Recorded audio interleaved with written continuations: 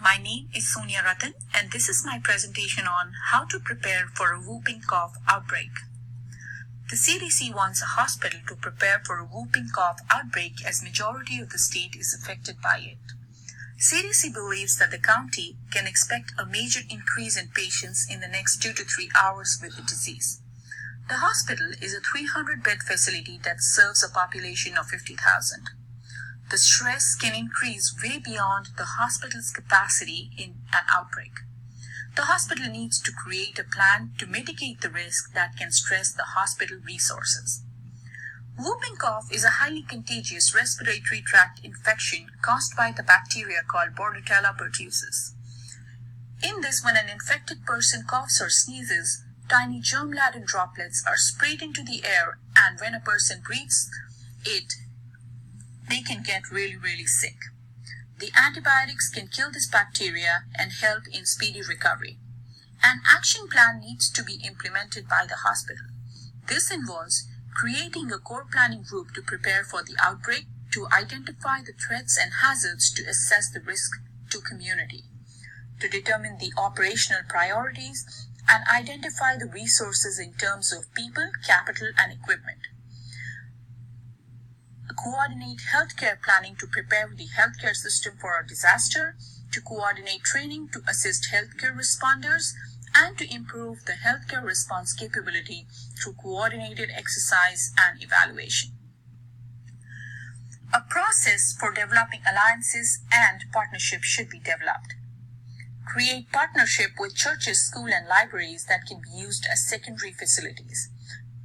Work strategically with FDIC and CDC to secure antibiotics and secondary supply chain for later stages in case the outbreak goes beyond current capability of the hospital, and to work and train volunteers to engage them in case healthcare is stretched thin during the outbreak. An ethical consideration in this case is important. In case of the shortage of an antibiotic, how decisions will be made to provide the drugs? The hospital will take care of the children, pregnant women, elders, followed by the rest of the population. In case there is shortage of safety equipment, example the safety mask, the healthcare provider and the volunteer who are working will never be without a mask, as this will increase the number of people who will be infected. And the hospital will treat everyone irrespective of their immigration status, as key is to contain the infection. The mitigation and the preparedness include the following. Mitigation includes healthcare providers and hospitals that may be overwhelmed during the epidemic, and therefore alternate care sites should be available. To plan for a medical surge, training needs to be provided to the volunteer to deal with the influx of patients during crisis, and identify the critical resources needed to ensure that healthcare workers are protected from all hazards. The preparedness includes stockpiling adequate antibiotic supply and secure supply line for subsequent demand, as initial antiviral supply may not be adequate. Effective volunteer management, which involves integrating public health and healthcare emergency planners who should coordinate with healthcare organizations to determine when and why volunteers would be used to supplement staff at healthcare facility. The disaster response should include activating a communication plan to make sure the population knows about the alternate healthcare sites, the activate plan to protect key infrastructure, access situation to make sure antivirals are available, to prioritize elder and younger population, activate fatality management and coordination between the different agencies.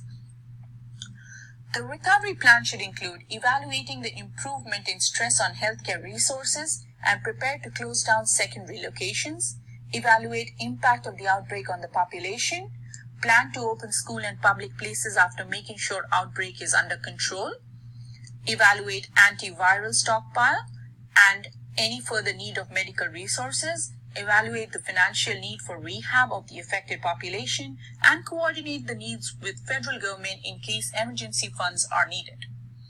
The best leadership style to use at this time is the authoritarian leadership style, which provides clear directions on how things need to be done.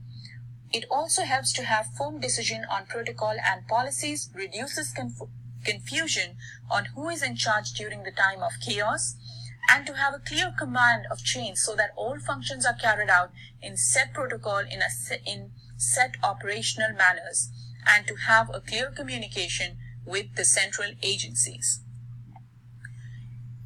To conclude, in order to effectively deal with whooping cough outbreak, we need proper management of resources. We need to create strategic alliances with private and public entities, engage volunteers, train them, and have an effective volunteer management strategy, secure supply chain drugs needed for whooping cough management, and address areas in critical infrastructure and key resource allocation planning that decrease the vulnerability of the healthcare deliveries. Thank you.